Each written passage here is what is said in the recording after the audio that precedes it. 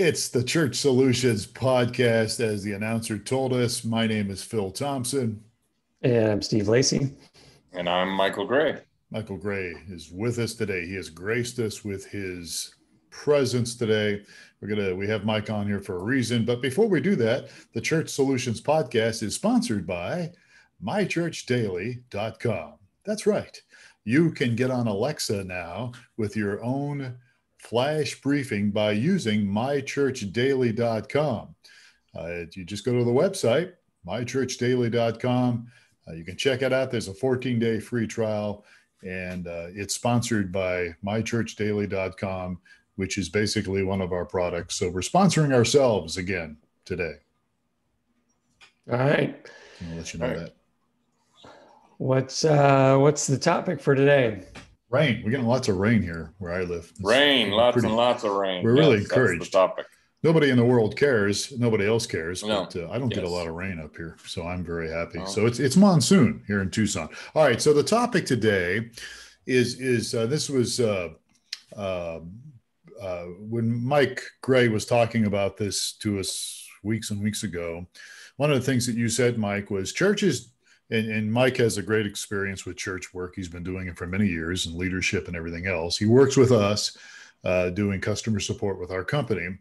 One of the things that he brought up was, churches generally don't do a great job in promoting new things at their church, launching new things, and I would agree with you, Mike, because I've been doing church work as well. And it's easy sometimes to think after you mention something once or twice that everybody's going to get it and everybody's going to get the new app you're promoting or whatever it is you've got going on, something you're launching at your church. And mention it once or twice. Everybody knows about it, right? And that is not the case.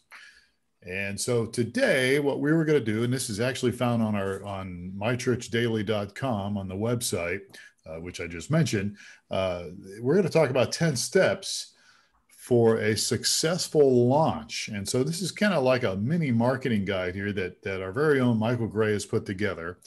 And so we'd like Mike to walk us through this because it's important, no matter what it is you're doing as a church, whatever it is you're promoting. It could be anything, right? It could be Vacation Bible School, it could be anything. I'm sorry, Mike, go ahead. No, it's some of my background. I did marketing in multiple different organizations over the years. Yes. One of my experiences that really helped me kind of shape doing, especially the event side of marketing. I was working in a big corporation that all of you have heard of before, and I did an event, and I really thought things went off well. We planned for months. We did it. It was great. And then on Monday, I get called into the office. This is a corporation. So to give you some context there, he's just come in, shut the door, have a seat. He goes, we're going to have a come to Jesus meeting. And I went, what? I thought things went really well. And he said, well, let me give you 5 or 10 things that you should measure a big event from to see if you had some success. And so it turned out it wasn't as good as I thought. And I did have that come to Jesus meeting with my boss. And he was pretty stern with me, but in a good way. He was trying to help. He was like, here's what it looks like when you've done it well. So that really shaped for me when I market how I have a different perspective and I look at things. And as you said, Phil, communicating it once, twice, 3 times, especially with today's attenders who maybe attend once or twice a month. So run through your marketing and say, okay, they may have never heard it. It's happened. I've gone into church and gone, I've been on vacation and I never heard anything about that. That's a surprise. Where did that come from? Yeah. All right. And I think what we Phil and I think we talked about before was the staff knows all about it. They're surprised that somebody doesn't know about it. So we don't do a good job of over communicating because we think that, oh, I've heard it 3 times. That means everyone else has heard it 3 times. Well, I think you nailed it there, Steve. You said over communicate it. You can't think that everybody got it. You got to kind of shoot for the lowest common denominator, being that person that only comes once every 4 weeks. So how do I get it out so every one of those guys know exactly what we're doing and how we're doing it? So hopefully we can help you with that today. Right. So you have 10 steps to ensure that happens. Yes, and it's not exhaustive. It's just idea starters to help you think of things you might have missed. But obviously, when we're starting at the beginning, it's identify the leader of this event and or launch. If you're launching a product, let's say you're launching Church Online or relaunching Church Online. Somebody's got to own that. Who's the person, as my old boss used to say, that's going to get fired on Monday if this doesn't happen like it should? Now, that's a harsh way to say it, but where does the buck stop? And who owns this thing and is responsible? Without that, you're probably not going to have a great, successful launch. Right, because I think in a lot of churches, they'll say, well, we're doing this, so team, let's gather together and really promote this. And there's no, everyone's like, yeah, go team, but there's no one leading the team.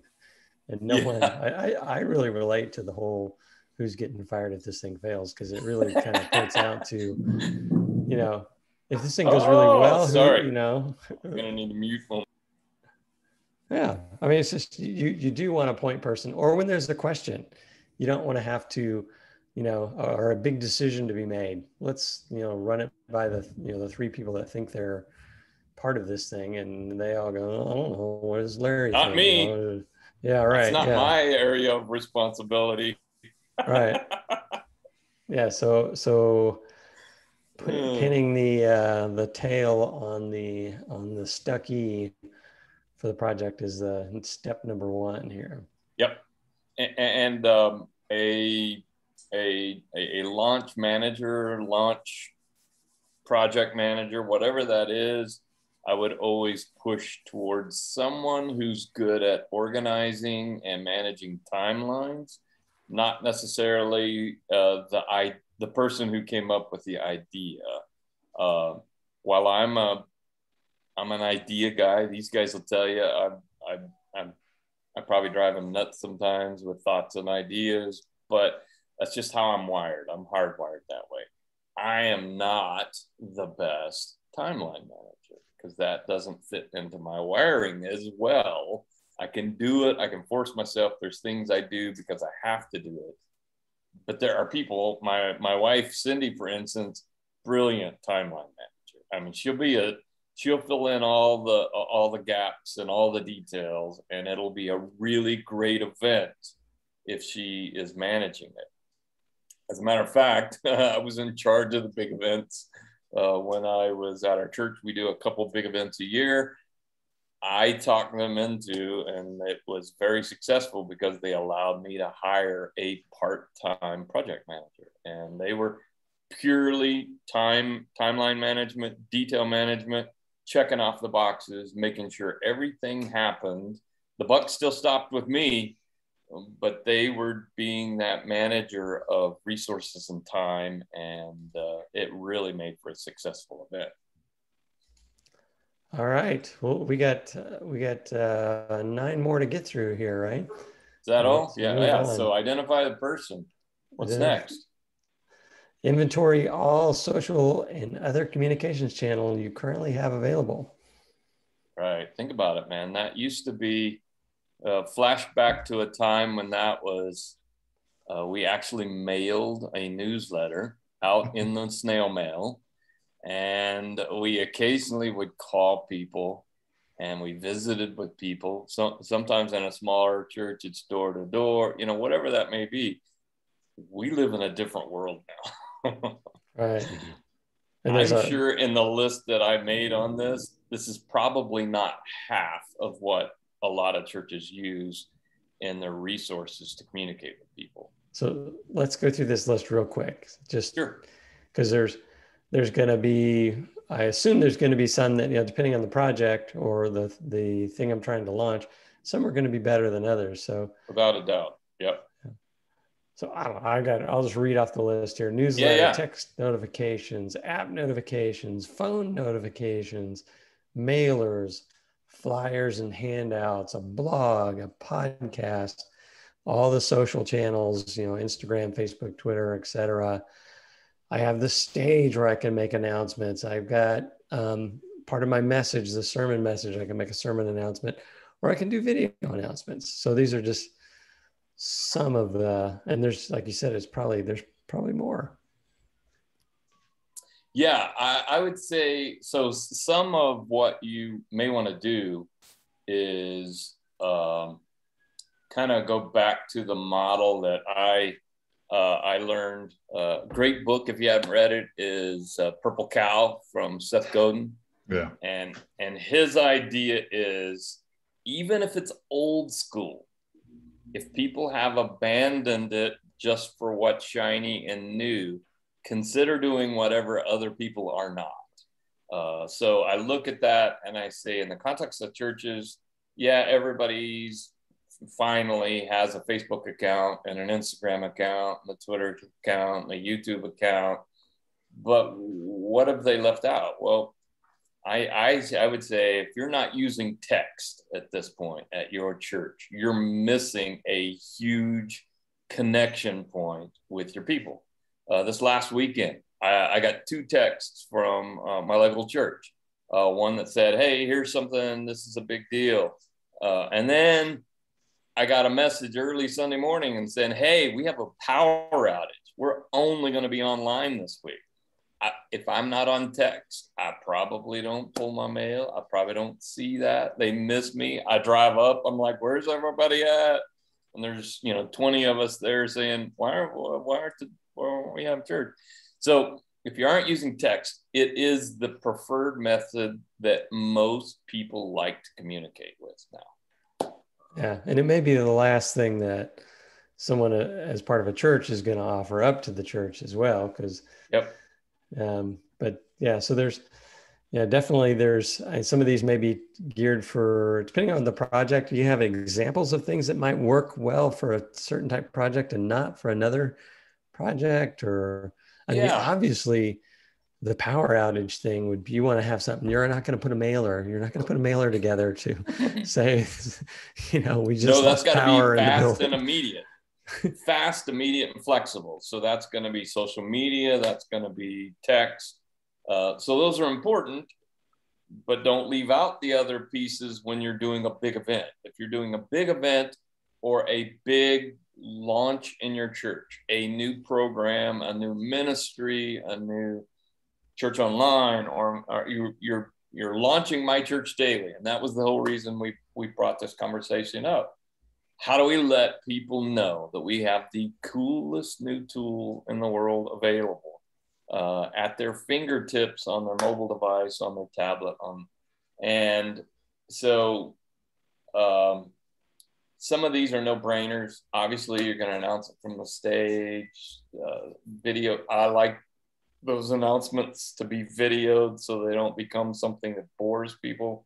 It's just a pet peeve of mine. But blog, podcast, flyers, all of that is practical unless you are under a short window. And then you have to shift hard to the digital side of things if your window to launch is very short. Okay, so we got identify leader, inventory your communication channels, and then one of the next appropriate one here would be you say to rank your communication channels in the order of importance and effectiveness. Yeah. We talked about the popularity, and if you're missing some of those channels, add them. We covered that. But yeah, so what's going to be my most effective channel? This is a good practical for every organization. You need to know where you connect with the most people. And what are you guys are pretty much pros at this. I probably should. What do you think for a church would be the top 2 most important channels? I think it depends on the church, right? I mean, On average, let's say that on average for most churches, what would be top two most important channels? Well, I mean, Phil's probably gonna have a different list than me, but for me, I would probably think the sermon announcement, or if it's part of the message, Okay. that's really going to hit me and always hit me if I'm, at church. If I'm not at church, then wow, I missed that one completely. But, yeah, Phil, what's Captive your audience time? Yeah, I mean, Okay. I think about what, I'll go to my wife. We both go, we attend the church together, and I'll ask her questions about, did you know that this is going on? And we learn through different channels, I may be, I just got a text message, the power's out. And my wife would say, oh yeah, Instagram post just showed up as I was rolling through here saying the power's out. So there's different for each one. Phil, do you have a? Well, one of the points you brought up about including what you're doing in your message, I do think that's a very valuable tool. I had a really hard time, the guy I was working with before, doing that. He goes, well, I feel like I'm doing a commercial. It's like, no, you don't have to make it sound like a commercial. You can incorporate it in your teaching. But that's and another if it's subject. Important, right? You got to prove the boss is behind it, right? Right, exactly. Who's the head chief? If he's not behind it, nobody's getting on board. Yeah, absolutely.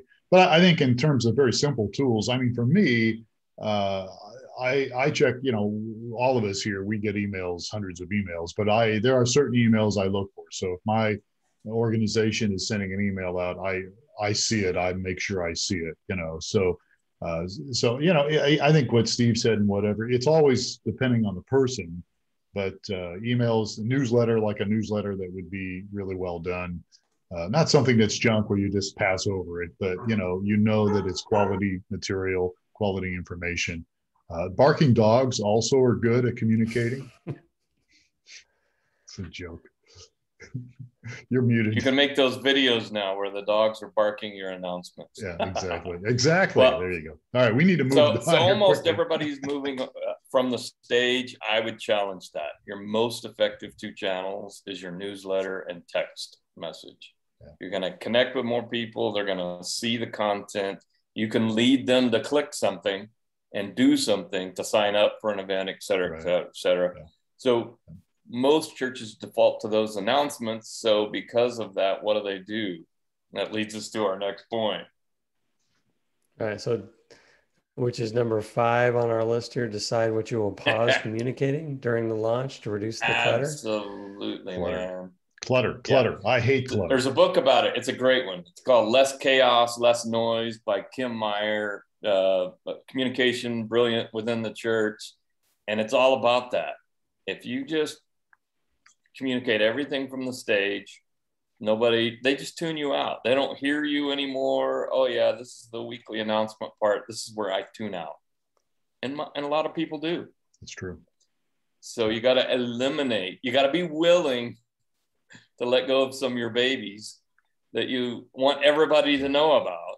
If you want people to know the most important thing coming up this month, then you can't talk about everything. Yeah, I was executive pastor for a church, the last one until I recently retired. And part of my job was also responsible for what got in the announcements from the platform and what didn't. And it was just terrible. Everybody and their brother, well, I've got a thing going on next week and you need to announce it. It's like, oh, please. Yeah. So definitely need to curate that, huh? Absolutely. If somebody's not in charge of that, it's a train wreck. And if you allow one ministry, then you have to allow all the ministries. And then you get into a scenario where nobody hears anything. Right. Yeah. And you've just wasted that valuable communication resource with a bunch of very important things, but not the most important things. So what would you prefer? I want them to hear the most important thing. So number 6 you have on the list, and I'm going to have you elaborate because I'm not sure I completely understand. Define your marketing's branding guidelines. So that's more about that's such that when we talk about this event, here's what we're going to say, and I'm going to write the words and I'm going to give them to you so that you communicate it in a way that is flattering and not other. How about that? So I'm going to brand this event. And so this event, when we talk about this event, here's what we say. And, you know, it's the best thing since sliced bread. Your mom and uncle and brother and cousin are going to want to be there. You aren't going to want to miss whatever that verbiage is graphically, the text, the graphics, the images. It needs to have some consistency if you're going to have a great theme. And then what are you going to say? And you have move into how are you going to say it? Yeah, you have what you should say, how you should say it, who should say it, how often you should say it. Yep. So who should say it? I talked about how that kind of goes to tools, but also how it's phrased. Who, that goes back to pastor. Man, if he's not, if he's not behind it and selling hard and it's the most important thing, people know that and they feel that. And they're like, this is really not that important. Pastor's not really that passionate about it. He didn't even talk about it during the sermon. Just some guy announced it. That's a miss if it's important. I resonate with the who should say it too, because that's going to be, that's going to communicate with the message as well. Such, for example, if I'm talking about a youth retreat, and I have a 70-year-old man, talking about it, that's, just, and we're doing, those crazy kids are going to run off and do this. Yeah, those young whippersnappers are going to have a good old time. You should go. Yeah. You get the people that are most fired up and closest to the event, I would think, passion, to recruit them to be a part of it. And how you contain that passion is, I'm going to flash back, videotape it so that you capture what you want people to hear, not maybe somebody getting a little overly excited about the event per se. But yes, I think you nailed that, Steve, and that who's part of the audience, who's the most jazzed, who's the most pumped, that's who needs to communicate that. Alrighty. And how often? I don't want to leave that out, because that's kind of goes to the crux of why we said we were doing this. How often? If as a staff member, if your ears are not bleeding from hearing this message again and again and again, you didn't communicate it enough. That's how often. All right, we got 4 more here. We gotta. Yep. So let's buzz through them. We only have a few minutes left here. So number 7 is defining the budget. Yep. It's number 7 because that's about where importance is. So don't allow the budget to drive the event. Allow the importance of the event to drive the budget, or the launch to drive the budget. Always in planning. Event, excitement, if it's important enough, we'll go get more budget. But don't start there. But you got to have budget, otherwise you don't know how much you're spending, and you don't know how much you can spend, and you can't allocate print, media, etc., without a proper budget. That includes staffing hours that you may put. Or if you're marketing outside the boundary of your church, then you definitely are going to need some marketing, even if it's Google AdWords or Facebook ads or whatever it may be. You have allow your vision to drive the marketing, not the budget. Yep. Okay. What does that mean? That makes sense. Yeah. That's kind of where I started, in that allow the excitement and the vision of how great this is going to be drive the marketing. Don't allow the limit of budget, because we can always shuffle the budget if this becomes an incredibly important thing that is going to be world changing for our organization. So suddenly we go, whoa. This is way bigger than we thought it was going to be. Now we need to go back to our finance team and say, I don't know where we're going to find it, guys, but we need another, couple grand to make this thing happen. So, and the next one on the list is one that your wife, Cindy, would have excelled at, right? What is that? Absolutely. One? Brilliant. Create a timeline. The marketing timeline. We also have one of those on the My Church Daily .com website that you can look at. It's an example, a thought starter. But you want to start with these ideas we're working here and then move over to your timeline so that you can answer all of those questions. I like to work backwards.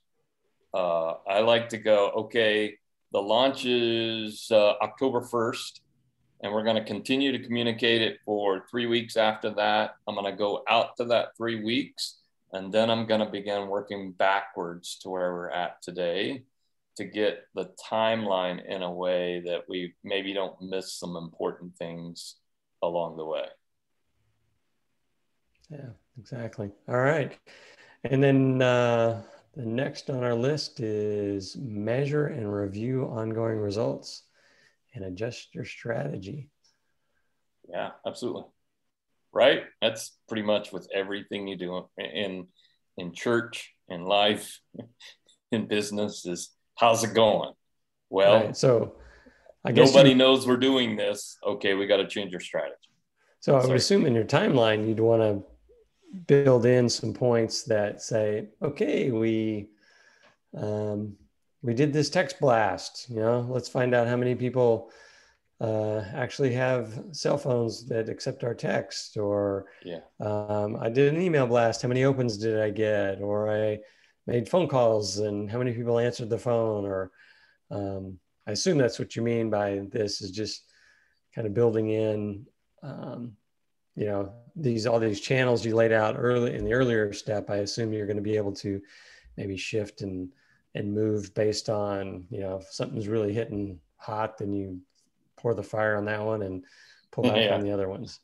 Yeah. And and it'll help you reshape your marketing. So now, as you mentioned that, I go, oh, yeah, I could have been sending out some polls via social media and other channels to say, hey, at this ginormic event, would you rather have barbecue, or would you rather have hamburgers, or would you rather have pasta?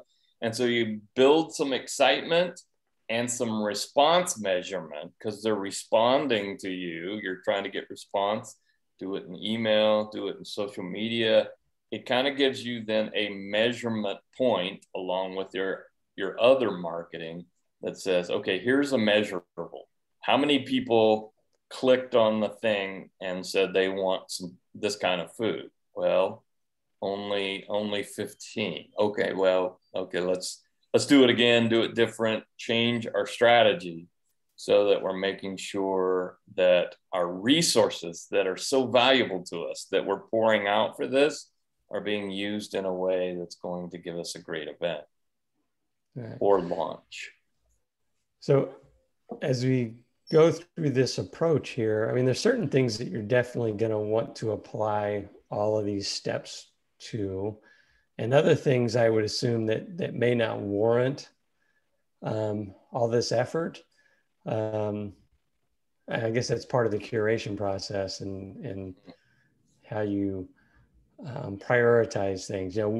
We kind of got involved with this because we're introducing the My Church Daily to people, and we'd seen some churches that did the kind of gratuitous, we'll make an announcement one Sunday and then, wow, not everybody bid on that thing, and we moved on, and it didn't, that project didn't take off, or whatever it may be. This kind of motivated us to put together, or motivated you to put together this thing saying, if you're going to do something serious, you want to apply all these steps, create this timeline. And these timelines are not just a one-day thing, I assume, right? Where we'll make an announcement this Sunday and we'll be done.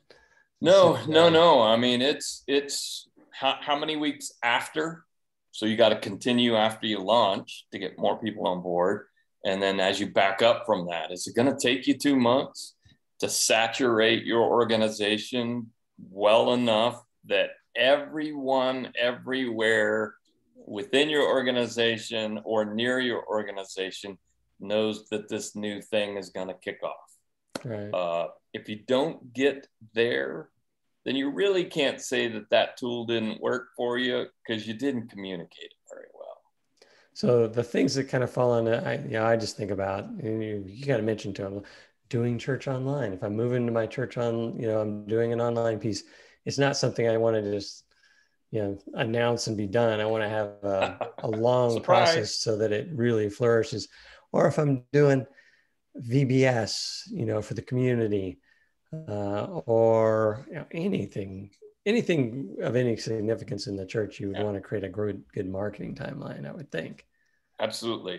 And sometimes they'll be brief and sometimes, but if you walk through this process and ask these questions that we've got here, in most cases, it'll help you shape how advanced your timeline is going to be. Because then you go, okay, so a whole segment of our population didn't hear that because we didn't apply these 6 channels or, whatever that may be. So it helps you take a deeper dive into. The other thing I like to do is once you get a timeline, then make sure you pass it by a lot of different kinds of people in your organization that can say, oh yeah, did you guys realize you scheduled that launch on top of our 10-year anniversary? Oops.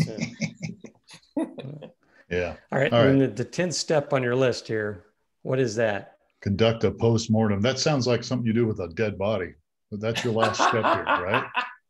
Conduct a post-mortem. That may not be the best wording for that, but yes, sometimes you are going to put it, you are going to bury it and say, well, that was a bomb. Other times it's just a recap. What went well, what didn't work, what worked, what would you change? Let's never do this event again, or let's launch a different product. So it's like a debriefing. It is, and I don't know if would you guys agree that I don't think very many organizations do that.